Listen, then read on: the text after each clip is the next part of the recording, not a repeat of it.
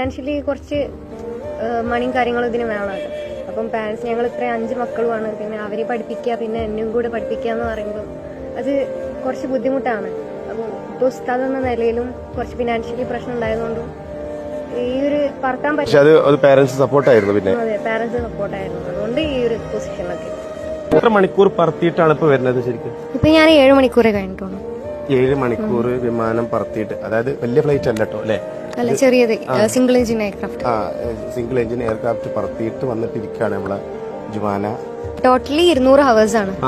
അതിൽ 7 മണിക്കൂർ അതിൽ 7 മണിക്കൂർ. അപ്പൊ അതില് 185 hours സിംഗിൾ എഞ്ചിനിൽ വേണം. സിംഗിൾ എഞ്ചിൻ ബാക്കി 20 മണിക്കൂർ ബാക്കി 15 മണിക്കൂർ ബാക്കി ഡബിൾ എഞ്ചിൻ ആയിട്ടുള്ള. ഉമ്മച്ചി പറഞ്ഞതാണ് ഗായികയാണെന്നൊക്കെ. സ്കൂളിലൊക്കെ പാടിയിട്ടുണ്ട്. ചെറിയ ചാനലുണ്ട് തോന്നുന്നല്ലേ? ചെറിയ ചാനലുണ്ട്, പക്ഷെ ഇപ്പം പാട്ടൊന്നും അപ്ലോഡ് ചെയ്യില്ല. ഇല്ല, അതില് തുടങ്ങിയത് എന്തിനാണ്? പൈലറ്റ് ആവാൻ വേണ്ടി. അതാണ് അവള് പറഞ്ഞേ, എന്റെ ഉപ്പച്ചി ഉസ്താദല്ലേ, പിന്നെ പൈലറ്റ് ആക്കാണ് ഉപ്പച്ചിക്ക് കഴിയൂല. അപ്പൊ ഞാന് ഒരു ചാനൽ തുടങ്ങാന്. ഞാൻ സ്വന്തമായിട്ട്, ഓക്ക് പേടിയുണ്ട്, ഉപ്പച്ചി ഉസ്താദായോണ്ട് യൂട്യൂബ് ചാനൽ തുടങ്ങുമ്പോ ഇപ്പച്ചി നീ പറയാൻ നോക്കണ്ട്. പക്ഷെ എന്നാലും ഞാൻ പറഞ്ഞു, എനിക്ക് ഒരു ആഗ്രഹം സാധിക്കാൻ വേണ്ടിട്ടല്ലേ, നല്ലൊരു ഇതിലേക്ക് എത്താൻ വേണ്ടിട്ടാണല്ലോ, ഏതായാലും ചെയ്ത് നോക്ക്.